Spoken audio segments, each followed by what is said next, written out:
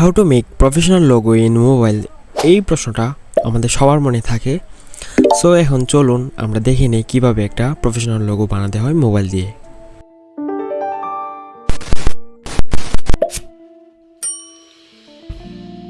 So প্রথমে আমরা Google ক্রোমে গিয়ে কুকিং লোগো নিয়ে সার্চ করব।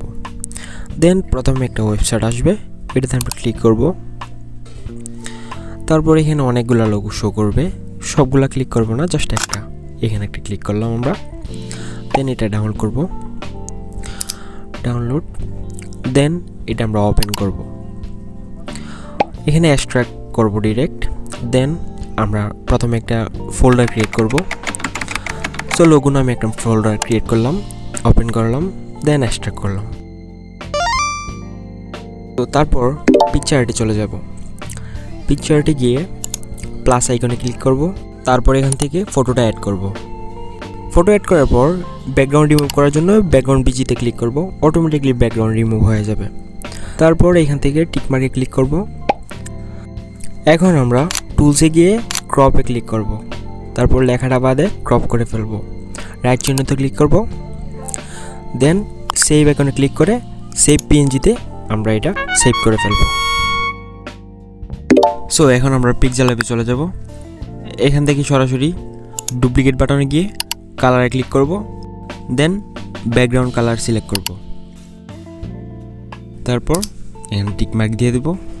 প্লাস আইকনে ক্লিক করে ফ্রম গ্যালারিতে যাব, পিএনজি স্টিকারটা নিয়ে আসব। এখানে টিকমার্ক দিয়ে সরাসরি এখানে অ্যাড করে নেব। তারপর আবার প্লাস আইকনে ক্লিক করব, টেক্সটে ক্লিক করব। এখানে আমরা এখন আমাদের ইচ্ছা মতো লেখা এড করব। তারপর কোটেশন মার্ক দিই। কোটেশন মার্ক দিবার কারণ হচ্ছে লেখার সৌন্দর্যটা একটু বৃদ্ধি করার জন্য আর কি। দেন নিচের দিকে এ বাটনে ক্লিক করব। দেন আমরা ফ্রন্ট অপশনে যাব। তারপর মাই ফ্রন্টে যাব।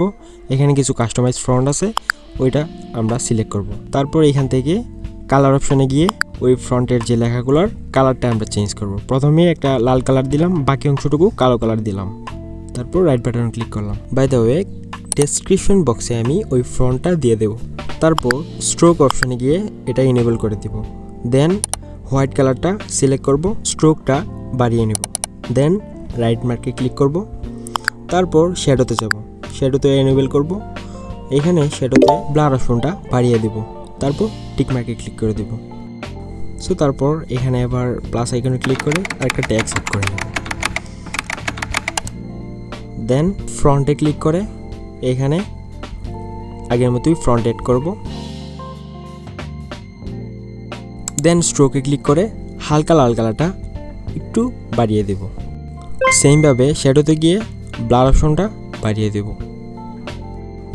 এখন মেন স্টিকারে ক্লিক করব। তারপর নিচের দিকে ও অপশনে ক্লিক করে রিলেটিভ সাইজে ক্লিক করব। দেন এখান থেকে একটু স্টিকারটা ছোট করব। তারপর রিলেটিভ পজিশনে গিয়ে সাইজটা সেন্টার করে হাত দিয়ে স্টিকারটা নিচের দিকে একটু নিয়ে আসব।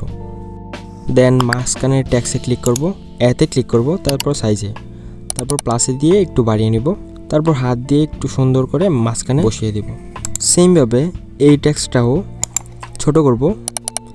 দেন ডান পাশে বসিয়ে দেব। এইবার একটা প্রো টিপস দিই আপনাদের। মেইন স্টিকারটায় ক্লিক করব, তারপর শ্যাডোতে যাব। দেন শ্যাডোতে গিয়ে শ্যাডোটা একটু কাস্টমাইজ করে নেব।